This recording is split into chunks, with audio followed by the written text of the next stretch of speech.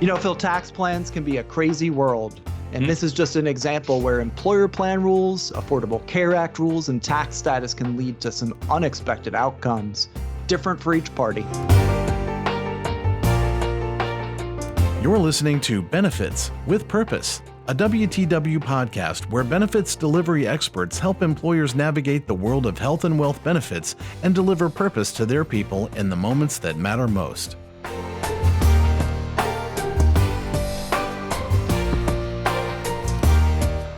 Hello, my name is Philip Massey. I've spent over 20 years in employee benefits, and I'm excited to be hosting another episode in our Benefits with Purpose series. This episode entitled Benefits Accounts, a deep dive into dependents and tax-favored accounts. With me today to discuss family, children, and all manner of dependents is our resident expert across the full spectrum of tax-favored accounts, Stephen Durso, Associate Director at WTW. Good morning, Steve. Good morning, Phil. Steve, do you have any kids? I do. I have two boys, 17 and 23. Oh, perfect. Those are good ages for today's discussion. When we're talking about tax-favored accounts, of course, we're really talking more about dependents than kids. So maybe let's start with definitions here. Steve, would you mind by just drawing a circle around what we mean when we say dependents in the context of tax-favored accounts? Who is and who is not included in that definition? Yeah, so dependent children is going to be the easiest place to start. So these are typically going to be defined as your natural born children, your adopted children, or children for whom an employee is the legal guardian. Great. And of course, how that applies to a given account can vary, but we'll get to that in a moment. Children are what we most commonly think of as dependents, but what other type of dependents might there be, and who else besides the employee may fall under a tax-favored account? Well, beyond children, we have two other categories. So the first one's going to be spouses. So that includes also same-sex spouses. So spouses aren't dependents, but they are eligible for most tax-favored accounts, unless they're excluded by employer plan rules. And then the second, maybe a little lesser known, would be a disabled dependent. So that could be a child, it could be a spouse, or even a parent, anyone who's physically or mentally unable to care for themselves, but there's certain rules that would apply. Like they have to live with you in the same home for more than half of the year, for instance. So that is kind of how that works. And what both categories need to have in common for tax-favored benefit purposes is they all need to be what we call tax dependents. So that's going to be the key. And one other note, just on domestic partners, is they're usually not considered tax dependents. However, since that Obergefell Supreme Court decision in 2015 made same-sex marriage legal across all 50 states, we don't get nearly as many questions on this status. So now we're in a place where marriage is just marriage, and that's taking care of most of those type of questions. So we have our criteria then. It's spouses and tax dependents, children/tax dependents, and maybe the exception that a disabled spouse could potentially fit both categories. So regardless, when we're talking about eligibility beyond the employee for tax-favored accounts, those need to fit that definition of tax dependent. So, okay, if we're looking to help working families, let's start in the most obvious place with dependent care flexible spending accounts, also called dependent care reimbursement accounts or even dependent daycare accounts, to try and avoid confusion with the related healthcare flexible spending account. So, Steve, this is a bit of a softball for you, but walk us through the dependent daycare benefit with regard to dependents here and what dependents we're talking about. Yeah, sure. So the dependent daycare account allows employees to set aside up to $5,000 pre-tax annually. And this benefit is specifically for the care of the child while the employee is either working or looking for work. So it's going to be daycare. It's not going to be things like boarding school, overnight camps, or even vacation without the kids. Those things would not qualify. Then the next thing, a dependent child is going to be eligible for these types of plans up to the age of 13, meaning infant to the end of the time period when they're 12 years old, right up to their 13th birthday. Another thing just to point out here is that one disqualifier is that the employee can't pay one of their children to look after another. So I can't pay my 17-year-old to look after my 9-year-old. That's just not something that the government allows. And, administrators will often ask for a tax ID number on a dependent care FSA claim form for reimbursement. It's just the same thing that an employee has to provide if they're filing for that deduction outside of the FSA. So that's going to be part of the process. And then lastly, the lesser known feature is that this can be used to care for disabled dependents. So we talked about this a minute ago. Intention's the same here. Really, it has to be to allow the employee to work or look for work, but it could be either a child that's over 13 or even a partner. Also, I'd just say that $5,000 maximum is per household. So if the parents are married and filing separately, the maximum would be $2,500 each. All right. So $5,000 at pre-tax, that's still a great benefit. If you apply a marginal tax rate of 30%, it's essentially becomes a 30% discount on your dependent daycare. Yeah, that is true, Phil. However, that $5,000 amount is just not going as far as it used to towards daycare. And that amount actually hasn't changed since 1986, which is so long ago that the New York Mets won the World Series that year. Ooh, that's cold for you Met fans out there. I apologize, but there it is. Yeah, for me, I'm a Red Sox fan, so that one haunted me for years. Okay, so at least you're coming to it with some degree of humility. All right, so that's dependent daycare. Let's shift our focus then to healthcare, starting with the healthcare flexible spending account, again with a focus on families, spouses, and dependents.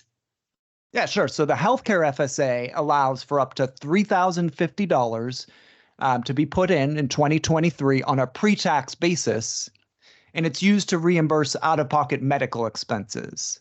And then going a little further to define out-of-pocket medical expenses, that's going to be the portion that an employee has to pay. So most commonly, you think about anything paid towards a deductible, co-pays, co-insurance, doctor's office visits, hospital visits, or even prescription drugs. In the same way that your medical plan covers dependents and spouses, your healthcare FSA does likewise for your dependents up through the age of 26 or the tax year in which they turn 27. So prior to the Affordable Care Act, eligibility cut off at age 19 unless the child was a full-time student, and Affordable Care Act extended that eligibility. Okay, so we've got $3,050 up to age 26, the 27, I guess, birthday year. So is that amount, that $3,050, is that a moving target? In fact, it is. So that pre-tax limit for a healthcare FSA is tied to inflation. So unlike the dependent daycare plan, the healthcare FSA being tied to inflation, it will update each year. And that also carries forward into updating the carryover amount increases each year as well. And one other thing that's funny about the Affordable Care Act is that before that, there actually was no limit. But now we get incremental increases generally each year for the healthcare FSA limit. Yes, I remember those days, the $5,000 healthcare FSA, and it was so prevalent that was the maximum. It was sort of assumed that was statutory, but it was really just sort of an employer standard to match the DECRA side. So, okay, so not so bad. So our pre-tax benefit then is up to a full $8,050 combined between the two, dependent daycare and healthcare FSA. If we're trying to help working families, that's a pretty good start. Steve, so I know for you, those were easy, right? Those were the softballs. Let's get into some murkier waters, though, with the health savings account. Yeah, Phil, I'm ready for that. HSA is my favorite type of account. So let's just start with where it mirrors the healthcare flexible spending account. So the basic rules on dependent eligibility and expenses, so you cover dependents up through the age of 26 per the Affordable Care Act. That's still in place, but there's a couple places where that can get a little bit tricky. So under HSA, the adult child may lose their tax dependent status. And if they lose their tax dependent status, you can no longer use your HSA for their expenses. However, at the same time, they may still be able to stay on your medical plan because they don't need to be a tax dependent to stay on your medical plan. So this could be the point where my son strikes out on his own and is no longer my tax dependent. So there's a number of things that he can do. He can get a job, get married, and leave the country. And based on the Affordable Care Act, he's still allowed to stay on my medical plan. However, with the eligibility rules with HSA, he's not able to use my HSA for his expenses. But what's kind of cool here is that since my son is still on my medical plan and he still has appropriate high deductible healthcare coverage, he has the ability to open his own HSA. And since he's not my tax dependent, he can actually open that and he can contribute all the way up to the family max. So that's interesting. So I guess the logic is he's under an HDHP. He is, I guess, part of family coverage, right, under your plan. He can't dip into your HSA, but he can open his own with the family maximum. So that's interesting. A child can lose access to the employee's HSA, but then open their own. There's a lot going on in there, but still advantage to the working family, right? There's that much additional pre-tax benefit, I guess, available at the family level who's in that circumstance. We touched briefly on domestic partners. Do they have any options here? Yeah, they do. The rules for domestic partners actually work similarly to a non-tax dependent child. So a domestic partner may be covered under the employer's health plan, very common, but they're not going to be covered under the employee's HSA because like we talked about before, domestic partners usually are not going to be tax dependents. Mm-hmm. So just like that child that's not your tax dependent that can stay on the medical plan through 26, they too would have the ability to open and contribute to their own HSA in their own name. So those same rules apply. The adult child and domestic partner, they need to still meet that criteria for HSA eligibility in that they're covered under a high deductible health plan. And then given that the child or domestic partner has family coverage under the high deductible health plan, means they could actually contribute up to that family max in their own HSA. Phil, tax plans can be a crazy world. And this is just an example where employer plan rules, Affordable Care Act rules, and tax status can lead to some unexpected outcomes, different for each party. Yeah, that is a tangled web, Steve. Yeah, and of course there's more. So these family examples for HSA can be stood on their head and actually become a disqualifier for the employee. So one thing that could happen is if that spouse is covered under their own healthcare FSA from one employer, that's actually considered first dollar healthcare coverage under a non-high deductible health plan. So that would leave an employee ineligible to contribute to an HSA just because their spouse enrolled in a full purpose healthcare FSA. Yeah, well, I guess we're just coming up on our 20-year anniversary of HSAs, right, in 2024. So we give it another 20 years, we'll probably have all of this worked out. Yeah, by the time we record our HSA anniversary episode, I'm sure this will all be fixed. Yeah, we'll bake a cake just for that one. Looking forward to it. So okay, let me tally us up here. So for a given family, right, we had the $5,000 in dependent daycare, we have the $3,050 for the healthcare flexible spending account, and $7,750, it's the family maximum for HSAs in 2023. Yeah, that's right, Phil. But remember, you can only have the healthcare FSA and the HSA at the same time if that FSA is limited purpose, meaning that it would cover dental and vision costs or post-deductible medical expenses. That's right. So, but okay, since this is a Go Big podcast, right, we'll assume the full funding to account for eyeglasses, braces, all around the family, right? I know parents can identify that with that. I know you can. I certainly can myself. That brings us to a pre-tax total of $15,800. So sticking with our example, right, 30% marginal tax rate, that adds up to $4,740 in savings that could have gone to taxes, but instead equate to additional dollars available for that daycare or healthcare of an employee's family. That painted quite a picture for the active side of employee benefits. But to close this out, Steve, how about some thoughts on retiree accounts? Is there any family relief there? Yeah, and I'd like to talk about HSAs for that first. And it doesn't even necessarily have to be a retiree. It would just have to be someone of a little bit older age. So there's a $1,000 catch-up contribution that's available annually once you turn age 55. But the stipulation there is that it can only be contributed to your own HSA. However, the great thing about that is your spouse, if they're covered under your high deductible health plan, HSA qualified plan, they could open their own HSA to be able to contribute that $1,000 on their own.